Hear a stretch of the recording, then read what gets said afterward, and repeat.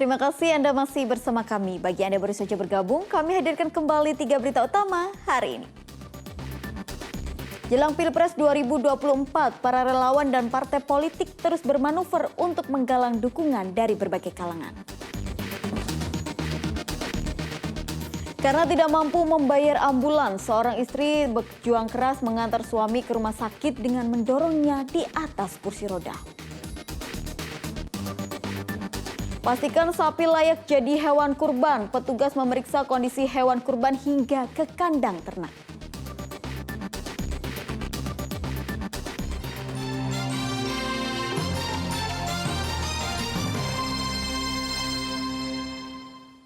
Dukungan terus mengalir untuk para bakal calon presiden yang akan berkontestasi di Pilpres 2024. Di Semarang, para relawan Ganjaris Semarang terus berkonsolidasi untuk mendulang suara terutama pemilih pemula. Sedangkan Sekjen Partai Gerindra menyambangi pondok pesantren di Demak.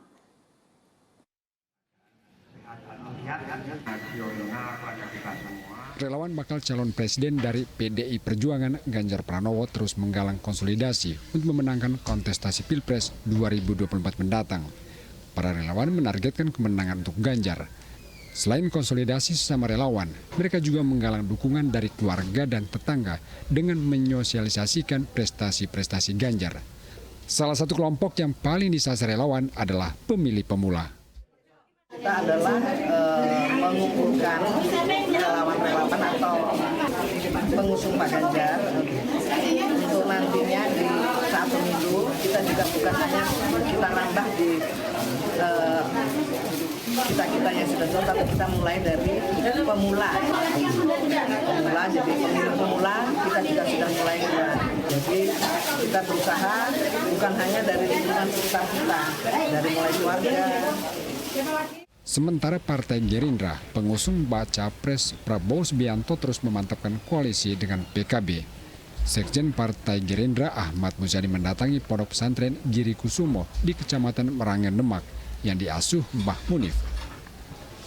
Muzani tidak menampik soan ke Ponpes merupakan bagian dari upaya memantapkan koalisi dengan Partai Kebangkitan Bangsa, juga untuk menjaring bakal calon wakil presiden bagi Prabowo Subianto. Wanti kepada kami agar mengutamakan bangsa dan negara di atas segala-galanya. Kontestasi politik 2024 boleh berlangsung dengan pilihan partai dan calon presiden yang berbeda-beda, tapi beliau wanti-wanti agar kesatuan rakyat, kesatuan umat di atas segala-galanya. Dan kami akan sampaikan ini kepada Pak Prabowo sebagai Ketua Umum calon presiden. Beliau juga ingin menyampaikan itu kepada Pak Prabowo. Pada kontestasi Pilpres 2024, sejauh ini baru ada 3 nama yang mencuat sebagai bakal calon presiden, yakni Ganjar Pranowo yang diusung PDI Perjuangan, PSSI, P3, dan Perindo, Prabowo Subianto yang diusung Gerindra dan PKB, dan Anies Baswedan yang diusung Nasdem, PKS, dan Demokrat. Namun peta capres masih sangat mungkin berubah lantaran belum ada koalisi yang benar-benar solid terbentuk. Ali Mustafirin melaporkan dari Kota Semarang dan Kabupaten Demak.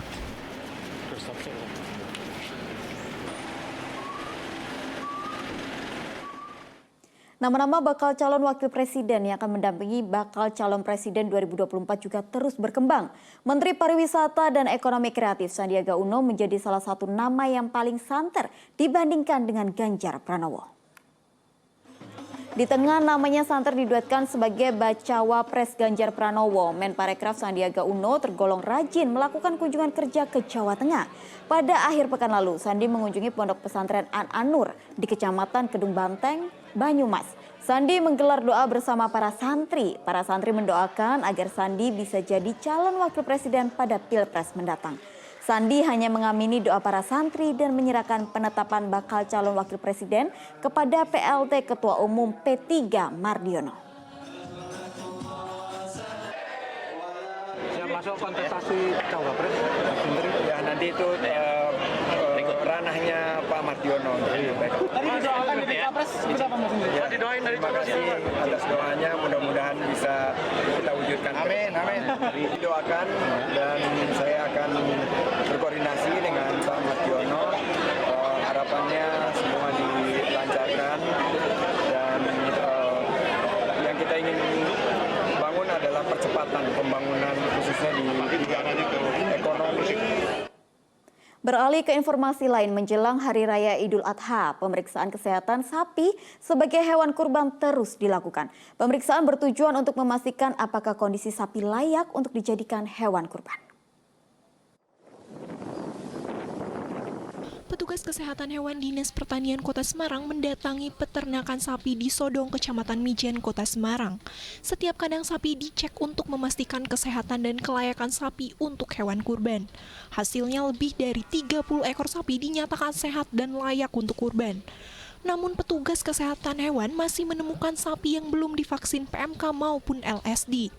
Beberapa sapi yang belum divaksin langsung divaksin dan diberikan anting barcode penanda sapi sehat dan telah divaksin. Sudah dipastikan sehat ya Pak, tidak terkena PMK atau LSD itu ya Pak? Ya, alhamdulillah sehat. Ini juga tadi yang berat juga sudah divaksin ya? Iya, sudah. Vaksin sapi tersebut sangat penting guna menghindari penyakit sapi seperti PMK dan LSD yang hingga sekarang masih berlangsung. Sampai saat ini masih ada penyakit PMK nggak sih Bu ini Bu? Masih ada kasus aktif PMK, masih sekitar 37 ekor yang sakit PMK di Kota Semarang ini, tersebar di seluruh wilayah kecamatan. Pemeriksaan yang sama juga dilakukan petugas Dinas Pertanian dan Peternakan Kabupaten Banyumas. Petugas mendatangi kandang sapi milik peternak. Hasilnya semua ternak dalam kondisi sehat dan layak untuk kurban. Hasilnya selama ini ternak untuk kurban sehat-sehat semua, tidak ada yang sakit. Kalau ada ternak yang sakit, kami akan segera untuk mengobatinya. Berarti belum ada temuan LSD dan PMK ya Pak di Banyumas ini? Pak? LSD sudah ada, PMK sudah ada, tapi sekarang sudah melandai. Jadi kasusnya sudah dapat dikatakan sudah sedikit.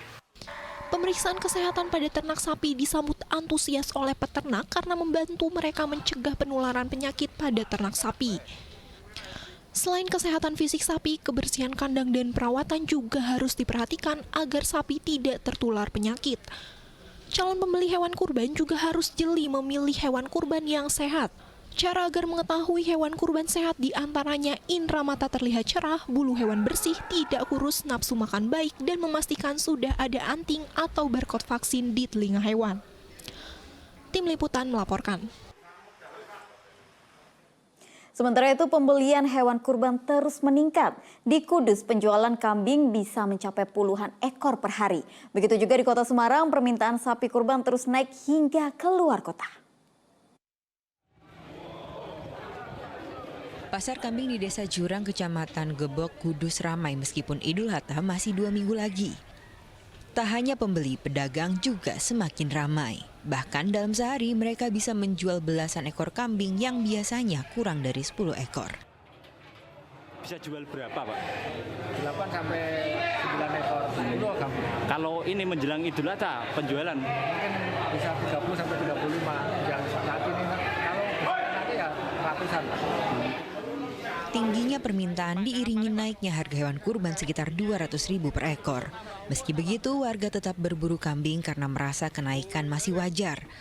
Warga memilih membeli hewan kurban jauh-jauh hari karena mendekati Idul Adha harga bisa semakin mahal. Sekarang itu masih murah Mas, masih bisa terjangkau dengan harga yang standar. Tapi kalau sudah mepet, misalnya kurang 5 hari, itu harganya sudah melambung tinggi. Ini bisa 4 juta lebih ini. Tawarkan bisa 4 juta, 4 juta setengah. Khawatir juga nanti terjadi lonjakan harga. Seperti itu, maka beli dari sekarang supaya harganya bisa terjangkau. Hal serupa juga dirasakan peternak sapi di Gunung Pati, Kota Semarang. Peternak hewan kurban bisa menjual 9 ekor sapi dalam kurung waktu seminggu. Permintaan sapi datang dari dalam hingga luar kota. Mereka juga memastikan hewan ternaknya sehat dan divaksin PMK dan LSD. Harga sapi kurban bervariasi sekitar 22 juta rupiah untuk sapi lokal dan 60 juta rupiah untuk sapi super. Biasanya itu 2 minggu sebelum hari H itu rame-ramenya Mas. Ya mungkin untuk tahun ini semoga juga sama. Untuk 2 minggu ke depan, kurang 2 minggu itu mungkin sudah laku semua. Para pedagang hewan senang dengan penjualan hewan kurban tahun ini mengingat tahun lalu penjualan sempat merosot karena penyakit mulut dan kuku. Arif Nur dan Ali Muftagirin melaporkan dari Kudus dan Kota Semarang.